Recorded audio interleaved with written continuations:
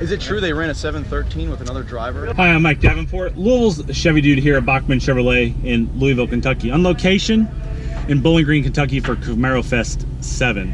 You're going to hear from Oppenheiser here just in a minute on the 1LE Camaro, and that's what I'm setting in right now. Before I begin to show you this 2018 1LE Camaro, make sure you don't forget to follow me on Facebook and Twitter, subscribe to my YouTube channel, of course that infamous thumbs up my video, and share it as well. Stay tuned. Here comes the 2018 ZL1 1LE. The 1LE car is really similar to the ZL1 as far as engine and whatnot, but here's the really cool thing about this car. It's 100% set up for track. And you're gonna hear also how we have an unofficial time of 7:13 on the Nurburgring.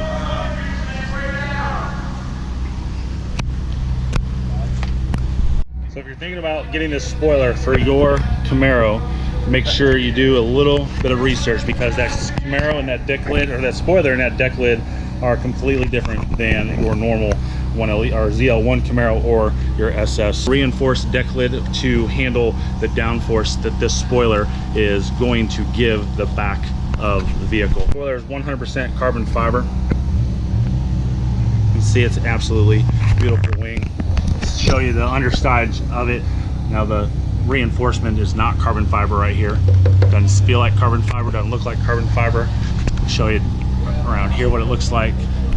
Again, something no Chevy salesman is showing you is the ins and outs of this car. This car is not meant to be a daily driver car. This is definitely a track purpose car only. One thing that Alan told me is if you lift this car up on a lift, this suspension will not move, unlike a normal car that the suspension drops and hangs there. This suspension is so tight and so tough and so rigid that it literally just hangs like it's sitting on the ground. So also coming up soon, you're gonna find out why they're not putting a 10-speed automatic in this vehicle. All of our 1LEs in the Gen 5 and the Gen 6, we have the flat black matte hood. And of course on the 1LE ZL1, we have the carbon fiber hood insert. Got your black mirrors as long as your black side skirts.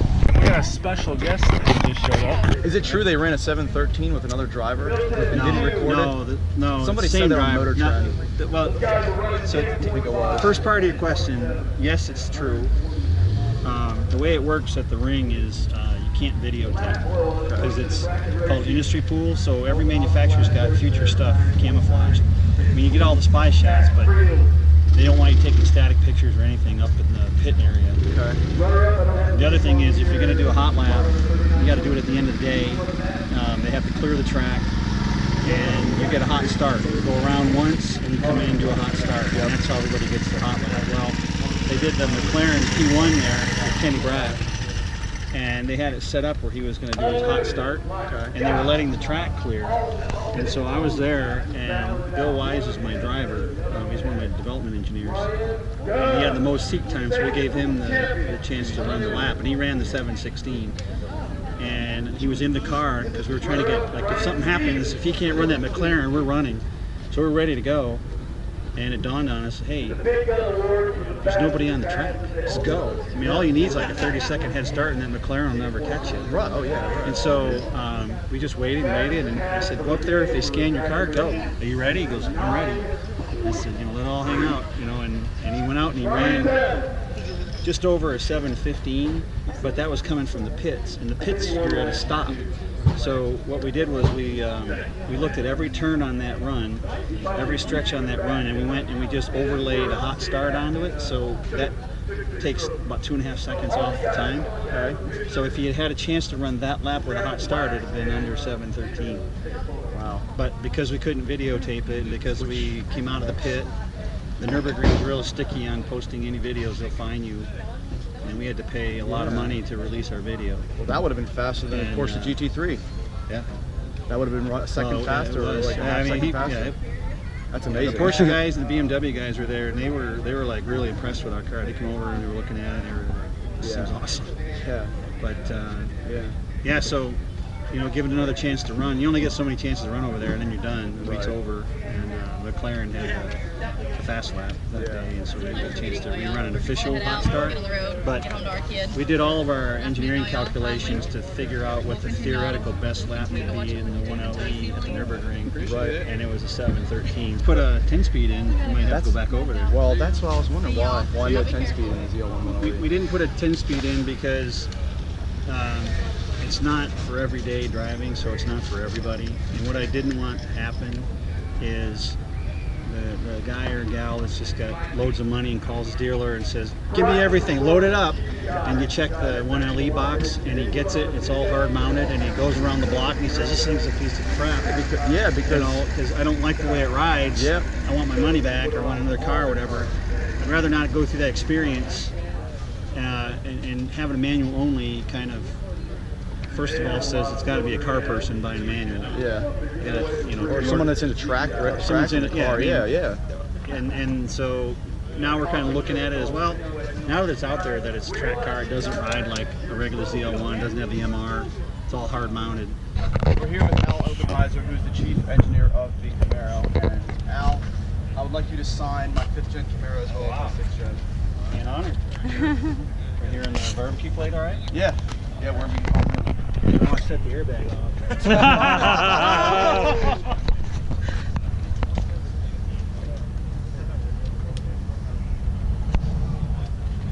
How's that? Awesome, yeah. And if you could sign the 6th gen as well. Sure. Same place? Yeah. The performance over, We were there. Yeah, no, you're the one who took off. I almost couldn't get out. I know, dude. Very cool. All right, there's my buddy Dylan. Dylan! His head hurts. Your head hurt? Why's your head hurt, Dylan? You want to go for a ride in the new Camaro? Yeah, let's see. This is Diane. She photobombed me in my Camaro, my Z06 spray paint video. If you haven't seen that video, right above me, click that link, okay? So this new car is like awesome. So I'm gonna take Dylan for a ride, and we're going to I'm gonna show him what I experienced a couple days ago.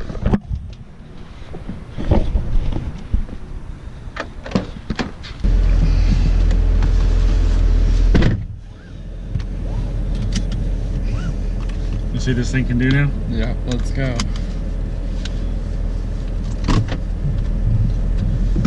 This is my buddy Dylan. Works with me. Work here a little over a year now, right?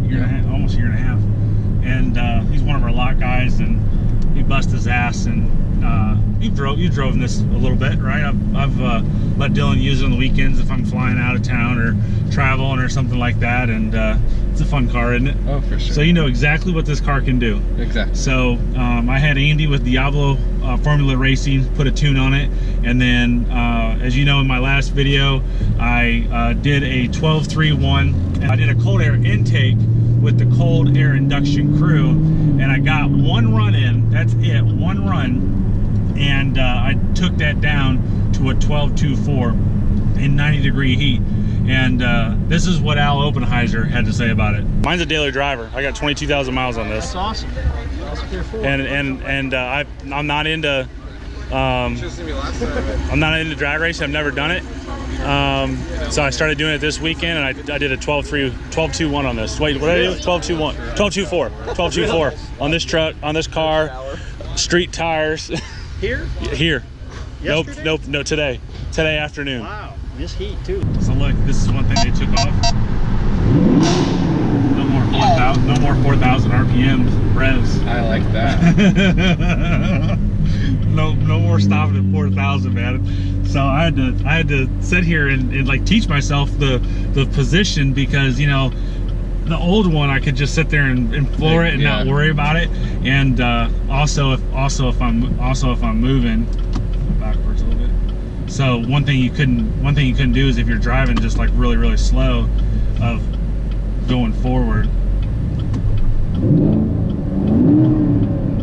So he couldn't do that either. So now you can do that from, you know, it's from like 1 to 19, right? Yeah. You know, from 1 mile an hour to 19 miles an hour, you couldn't rev up the car. It was really weird, and really, it was really embarrassing. If somebody says rev it up and you're doing 18 miles an hour, you can't rev it up. Right.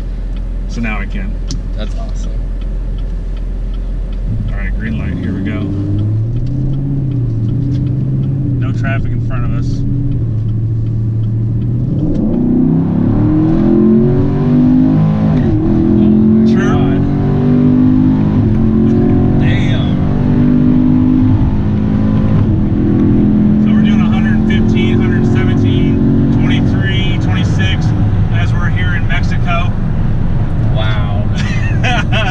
It's a whole lot of difference in it. Wow. Man, I'm telling you, that was my reaction too. It was like, whoa. Holy, that was awesome.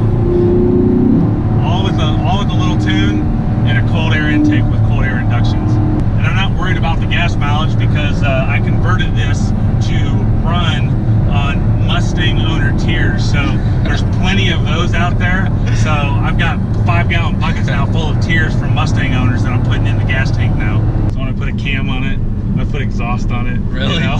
When I start doing all this other crap, because now I want to. Now I want to sit here and do more stuff. Right. And everybody was like, it all starts with a cold air intake. Yeah. I went across the bridge last night at 140. I don't think I've ever hit the bridge going that quick, coming around the corner. I don't think that bridge to Mexico, I don't think I've ever came on that corner and did 140 right out the gate. I think it's helped me back some. Wow. This is so much different. This is a totally different, It's a different car, isn't it? Yeah. That's why I was posting on Facebook and stuff that, hey, you know, I've never had a car that I enjoy, and now I enjoy this car even more. It's nuts. I wonder if they can do this to my Cadillac. So there's a quick peek of the 2018 Camaro ZL1 1LE. Stay tuned to more of my channel. I've got 2 of them coming in. I got one being built in August and one being built later in the year. And this is going to be a sweet car, and I can take you out on test drives with it and so on and so forth. So as you heard from Alan Oppenheiser earlier, chief engineer for the Camaro, this is an awesome car. It's amazing features that this car has on it, and it's designed for track use. It's not designed for the weekend warrior. So again, thanks for watching. Everybody have a great day. Drive safe.